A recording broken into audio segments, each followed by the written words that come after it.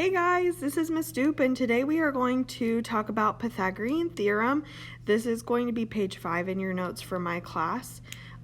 We talked about Pythagorean theorem on Friday for the first time, but just in case you missed our notes or you need a little refresher, we're going to go over it again. So the first thing we're going to talk about are the different parts of a triangle, because Pythagorean theorem is all about triangles. So Pythagorean theorem, you have to be using a right triangle, and there are different names for the two sides and then the third side of the triangle. So the two sides of the triangle that form this right angle right here are called the legs. So once again, those legs form our right angle.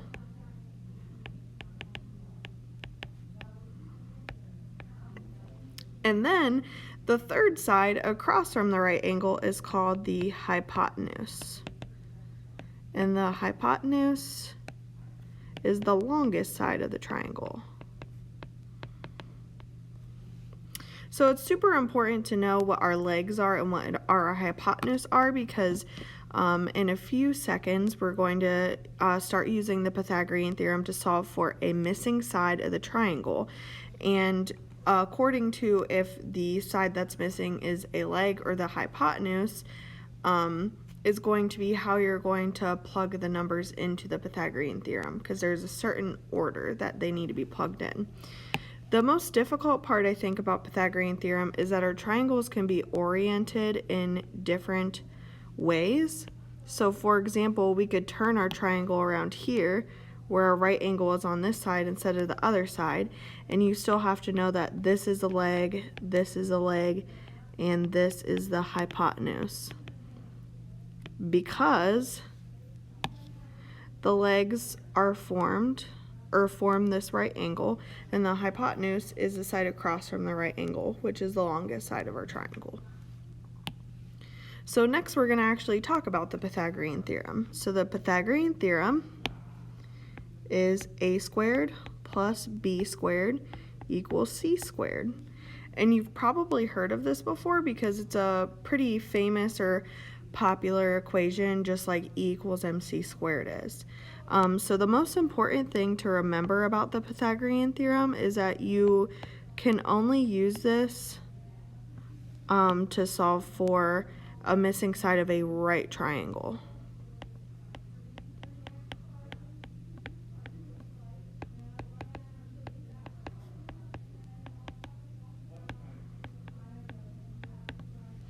So make sure that when you're using the Pythagorean theorem, you're only using it on right triangles, which means we have to have that little corner in our legs here.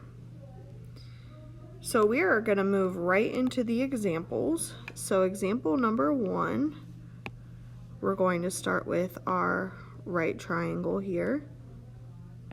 And as you can see, our right triangle is flipped differently than even the other two that we just looked at. And we know that this side is 3, this side is 4, and this side is the side that's missing. So the first thing I like to do when I'm solving for a missing side is write down my Pythagorean theorem. That way I know where I'm starting and where I need to plug things in. So in this example, we are given the legs, because these two sides are forming our right angle here, and we are missing our hypotenuse. When we look at the Pythagorean theorem, A and B are our legs, and C is our hypotenuse. So what we're going to do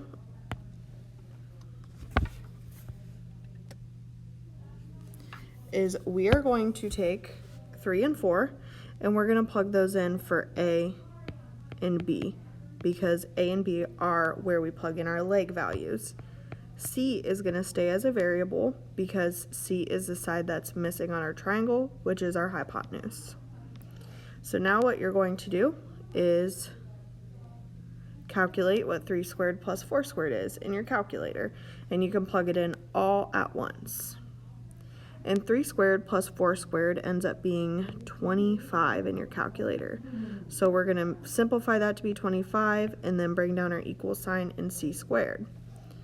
The next thing we have to do is get rid of the squared sign on our c because we just want it to be plain old c when we're done solving. So we're actually going to take the square root of both sides, which we haven't done in a while. Once we take the square root, remember the square root is second x squared, and then you would type in 25 for this example on your school calculator, and you would get 5 equals c. So once you get your variable down to just a letter, that is your final answer, and what we just solved for was our hypotenuse. So we know that that side length that had the question mark by it is measured as 5. So we're going to do another example where we are missing our hypotenuse again. So our second example here, we're going to have another right triangle, and our side lengths are 15 and 18, and we don't know our hypotenuse again. So once again, we know these are our legs because they're forming our right angle right here. So I always start by writing down our Pythagorean theorem, and then I'm going to plug 15 and 18 in for A and B because that's where our legs go, and C is what we're trying to solve for. So now we are going to take 15 squared plus 18 squared, and we're going to plug that all in our calculator at the same time. And we are going to get 549 equals c squared. Next, we want to get rid of that squared off of our c, so we're going to take the square root of both sides. So we end up getting 23.4307 blah blah blah. In Pythagorean theorem, we're going to go ahead and just round to the nearest tenth. So since the number behind our number in the tens place is 3, we're going to keep the number in the tens place the same, which would keep it as a 4. So 23.4 is what our c is, which means that this side measure right here was 23.4. So for our next two examples, we're going to solve for our legs instead of our hypotenuse, which is a slightly different process.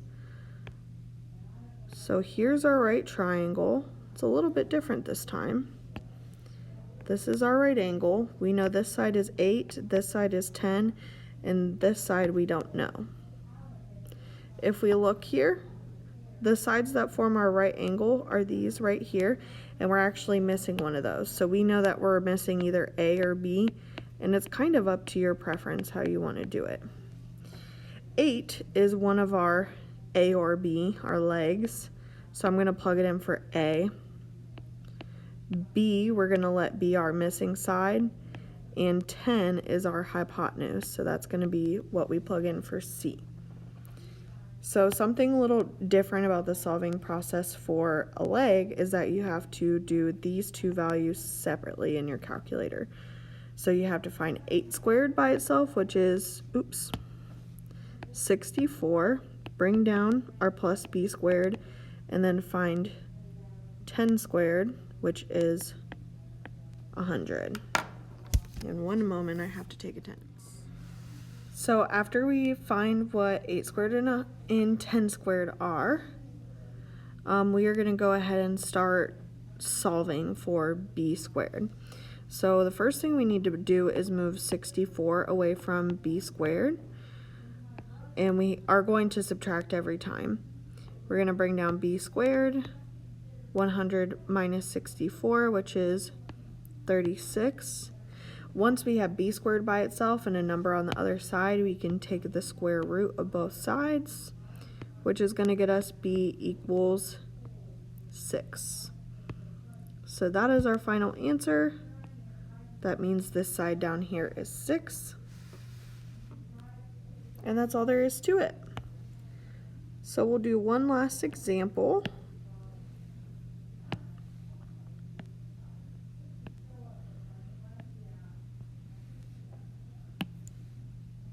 And here we're missing this side. We know this side is 14 and this side is 28. Write down your Pythagorean theorem. That way you know where you're supposed to plug everything in.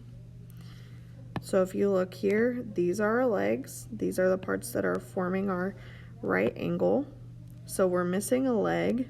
So you know what? Let's let that side be a squared, and then we'll let 14 be b squared, and 28 is going to be c squared. So the first thing we need to do is square 14 and 28 in our calculator.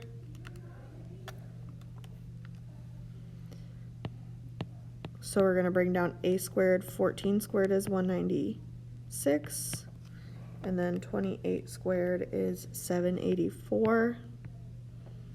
The next thing we're going to do is subtract 196 from both sides because we want to get a squared by itself.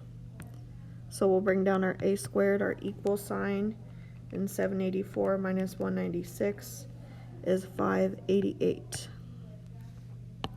Next, we will take the square root of both sides.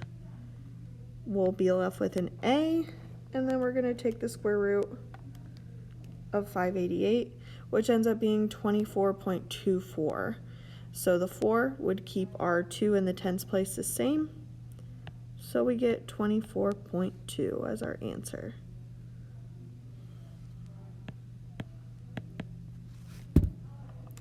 Alright guys, so that is it. That's all there is to the Pythagorean theorem. I hope that this is helpful. Let me know if you need anything, and have a great rest of your day.